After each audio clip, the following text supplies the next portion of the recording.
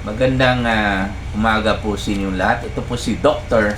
Jeff Ho. Nandito naman po tayo sa clinic at ipapatuloy po natin yung ating live consultation. No?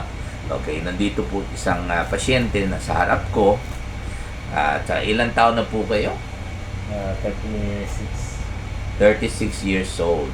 Okay, lalaki po siya. Ano po ang trabaho ninyo? Driver po sir. Driver. Di sweet lover kayo. Ilan pong asawa ninyo? May asawa na po ba kayo? Meron na po. Meron. Ilan asawa? Isa lang. Isa lang. Oh. Sa loob ng bahay, isa lang. Isa lang. Sa labas ng bahay, may pangalawa pa siguro. Ha? Wala na. Wala na. Dahil ilan pong anak ninyo? Dalawa. Dalawa. Yun bang rason kung bakit isa lang asawa? Hindi po. Hindi po. Bakit po? Totoo talaga. Totoo talaga. Okay. Kasi palaging nagrarason ng mga Yung ano, yung ibang mga driver. na kulang daw kasi maraming anak. Kaya po palagi ko rin tinatanong, kung malaki na po ang kita ninyo, di kahit 5 anak at may sobra kayo sa pera, di maghanap na kayo ng pangalawa kasi yun po ang rason ninyo, no? So hindi po tama yung rason na yan na kasi ipit sa budget kaya isa lang ang asawa, no? Anyway, ano pong problema natin? Wala pa May sir. convulsion kayo? Wala pa sir.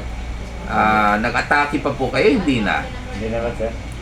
Kailan na last attack ninyo sa convulsion? Ang convulsion po or seizure or epilepsy sa Tagalog at Bisaya, pareho lang ata, patol, ay dahil po sa ang utak ay nagkakaroon ng sabihin natin na short circuit. Okay? Short circuit yung connection ng utak. Kaya pag na short circuit, syempre aandar yan. Okay? Sobra pa sa normal. Kaya po ang makikita natin sa pasyente, syempre yung pagkikilos sumobra rin, no? Katulad ng yung paninigas, mamaya kaganoon, no? Yung mata tumitirik sa taas, no? At minsan makagat din na yung dila niya. At habang nagko-convulsion po minsan maihi sila, no? Okay, so yun po ang convulsion, no? Pag first time lang sa convulsion, ang tawag namin yan ay seizure disorder. Pag isang beses pa lang, first time pa lang nangyari. Pero pag naulit na, that's the time na pwede na natin sabihin na maaaring meron po siyang epilepsy. Pero depende. Pag may dahilan, katulad ng diabetes, no? Hindi controlled yung blood sugar, syempre mag-ulit talaga yung kaniyang seizure or convulsion. Okay, pero sa diabetes, kadalasan kung mag-seizure, hindi yung dalawang paa, dalawang kamay, hindi yung tinatawag natin na generalized na seizure. Pag diabetes at hindi na control po yung blood sugar, kadalasan focal lang, no? Isang kamay lang or partial seizure, isang kamay lang, hindi yung dalawang kamay. At dahil po partial or focal na seizure, hindi po nawawalan sila ng malay. Okay? Kasi po, yung focal seizure ay galing po sa overactivity yung 1/2 of the brain lamang. Kung right ang naga-seizure, syempre, galing yung short circuit sa left side of the brain because the left side of the brain controls the right side of the body.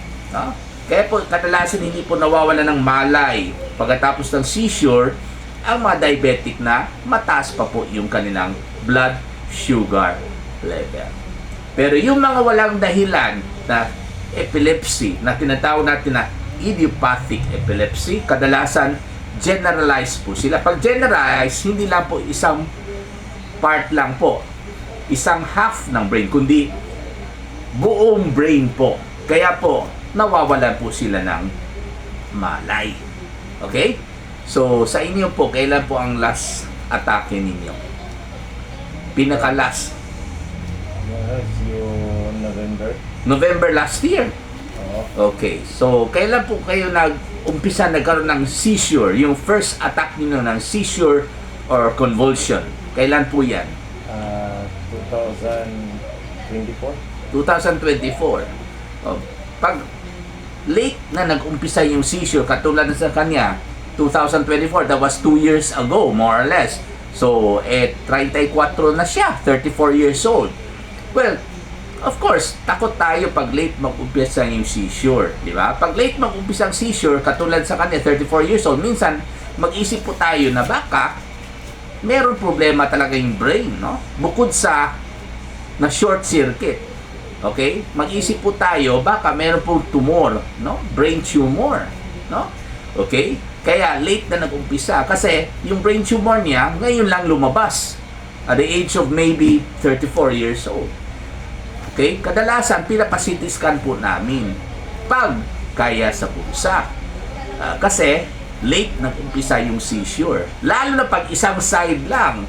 Siyempre, mag-isip tayo, pag right side lang, baka meron siyang brain tumor sa left side of the brain, di ba?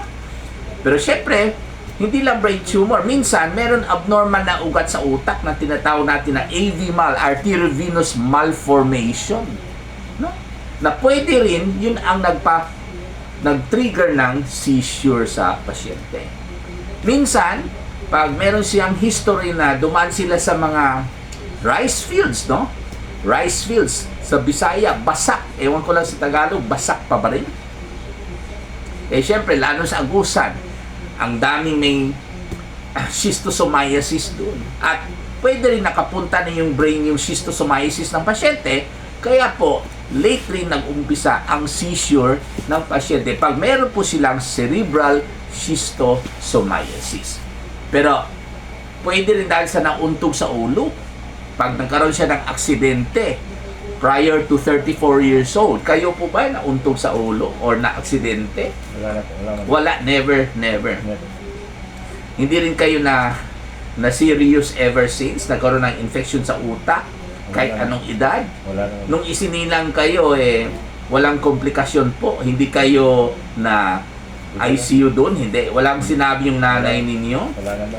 Wala naman po. Nakatira kami sa bukid. Okay. Hindi naman po kayo nagda-drugs katulad ng shabu. Kasi isa rin na rason, no? Okay, pag magsya-shabu, minsan magsi-seizure po sila. Okay? Wala naman po kayong diabetes. Wala naman po. Wala naman po. Hindi po kayo na CT scan, no? Ever since, hindi pa. Hindi pa. Pero anyway, yung seizure ninyo, yung talagang dalawang kamay, dalawang paa? O isang kamay lang? Isang kamay lang ito. Isang kamay lang?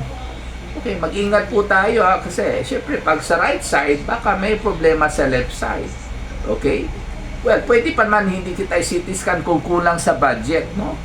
Kasi minsan, or in fact, kadalasan although nag-isip tayo baka may brain tumor or yung AV-mal, arteriovenous malformation or meron siyang cerebral schistosomiasis, pero kadalasan, kahit isang side lang nag-seizure, kahit late nag-umpisang seizure, kadalasan, pag pinapa-CT scan po natin, negative po sila. Kaya po, hindi ako nagmamadali. Okay? Pero meron ilan porsyento na talagang meron silang brain tumor or AV-mal or cerebral schistosomiasis, no? Meron ilang porsyento.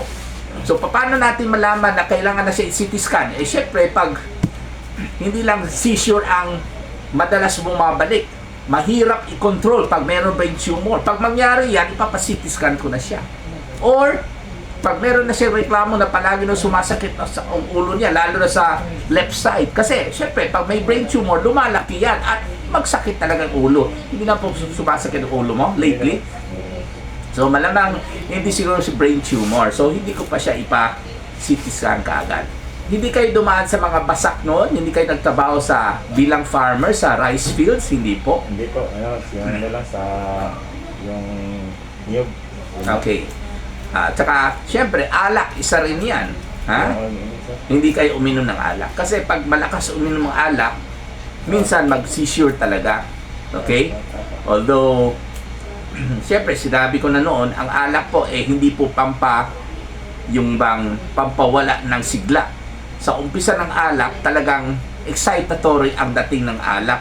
yung matutulog sa bandang huli na po yun pag mataas na po yung level ng alak sa dugo ng nag-inom. No? Pero sa umpisa, excitatory po yung alak. Kaya po, magsisisure sila. Bukod sa magiging madaldal sila, magiging mayabang sila. Pero anyway, sa pasyente natin, yung kanyang seizure, na pwede na natin tawagin epilepsy kasi more than once na po siya nag-seizure, ang kanyang gamot po ay, ang binigay po natin ay yung carbamazepine, 200 mg tablet, 1 tablet, 2 times a day after breakfast at saka after dinner. Maraming salamat po.